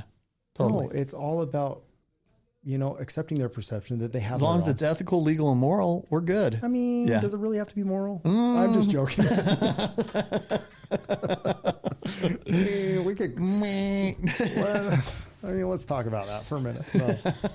What's your moral versus my moral? I mean, you don't want to go down that road. I'm just joking. Oh, Alma, this has been a great conversation. Any, we've been going now for a minute 40 almost. An hour 40? Yeah, or an hour 40. Hour 40 almost, yeah. So any last closing thoughts? I would just say, literally just start improving yourself.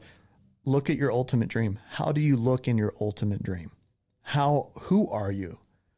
What are you like? How do you operate? How do people view you? And go, wow, that's the last camera that's alive. How do people view you? And go start working on becoming that person. I love that. Stop trying to prove yourself and start improving yourself, and everything else will follow. Dude, that is sound advice that I hope people resonate with and they actually take it and apply it. Because if they did, just think of how much better this world would become if they just did that simple thing. Like, stop worrying about what other people say. Right. Stop worrying about what other people are saying, and start worrying about what you are doing. Yeah. And improving yourself. Yeah. Be legal, be ethical, be moral.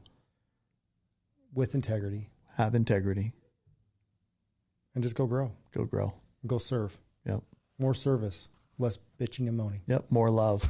More love. Less hate. Yep. I love that. I love that. Thank you, Alma. Where can people find you? Closer Cult on Facebook, YouTube, Instagram. I have a private group for people who want to join the private group on Facebook. And how do they become a part of that? You just have to basically be a real person and actually have intent, and you want to help others and see others grow and progress. You want to learn from others. There's so many people that are jealous or, envious or whatever. This group is not for them. This is the group that, hey, I want to help, support, and love other people who are trying to grow and be better. So go to Closer Cult, learn how to be a closer by and by, you know, being around other people that do tremendous jobs and have incredible lives, closing and helping other people. I love it. I love it. And I'll always end with this is go find some purpose. If you feel stagnant, if you feel like you're down in a rut, go find what your true purpose is. Ask yourself that hard question of why. Yeah. Why do you want that? Why do you want that? Go down, I call it the why train. If you take yourself down that why train, you will find that true purpose that you have, and that will propel you to a life that you can only imagine. Go find that purpose. Love it, man. Okay, man. Thank you, Alma. Yeah, my pleasure. Thanks Love for you, having bro. me on, dude. Love you too. Anytime. And we're going to do this again soon. Sounds good, Very, man. very, very soon. Okay, All ready? right. Rock on. You don't want facts, you don't want to hear another side. Rather sit back and be mad. You don't want to humanize anybody with a different view. Let them be a given, many kind of past. You don't want this, you don't want that.